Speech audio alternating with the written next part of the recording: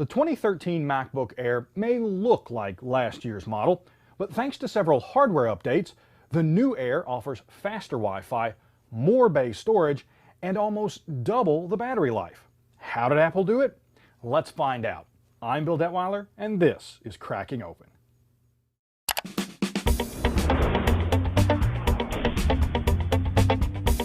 Apple didn't make any changes to the exterior of the 2013 Air, nor did they change how you crack it open. The bottom panel is held on with special pentalobe screws, and while your local hardware store might not have the necessary driver to remove them, plenty of online retailers do. With the bottom panel removed, we get our first look inside the case. And despite all the hardware updates, the 2013 Air has the same basic layout as the 2011 and 2012 Airs. Along the back edge is the motherboard, cooling fan assembly, and a small I/O board. A pair of speakers flank the battery, which is the first internal component to come out. Next, we'll remove the SSD and the wireless card, the cooling fan, and the I/O board. Now, last to come out is the motherboard, and once we've removed it, we can detach the heatsink.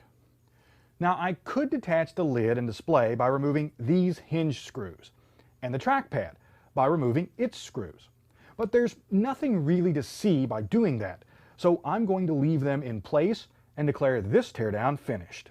So if the 2013 Air looks so much like the previous models, what did Apple change, and how did they so dramatically improve battery life? Well, for starters, the battery is better. The new Air has a 7.6 volt 5100 milliamp hour battery, compared to the 2012 model's 7.3 volt 4680 milliamp hour unit. But this change alone can't account for the jump from 5 hours to 9.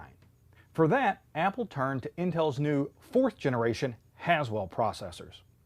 By combining the CPU and the platform controller hub onto a single BGA package, these ultra-low voltage chips are better able to manage power than previous ones.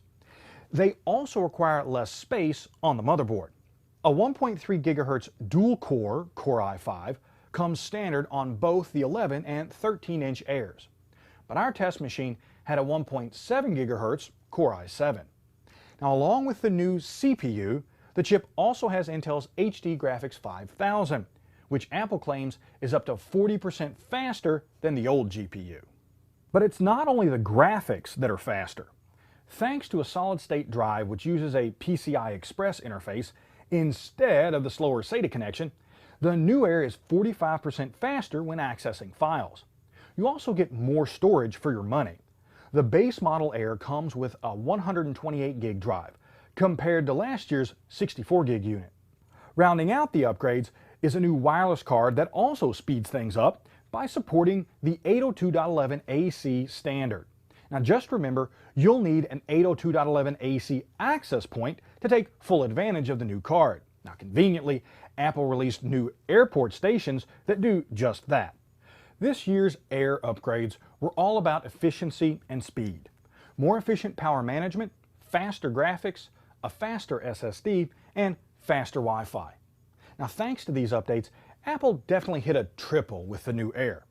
Had the company included a Retina display, added an SD card slot, and upgraded the camera, they would have hit a home run. Now, for more information on the 2013 Air, including performance and battery life benchmark tests, check out Scott Stein's full CNET review. And to see more teardown photos and read my full hardware analysis, go to techrepublic.com/crackingopen. I'm Bill Detweiler. Thanks for watching.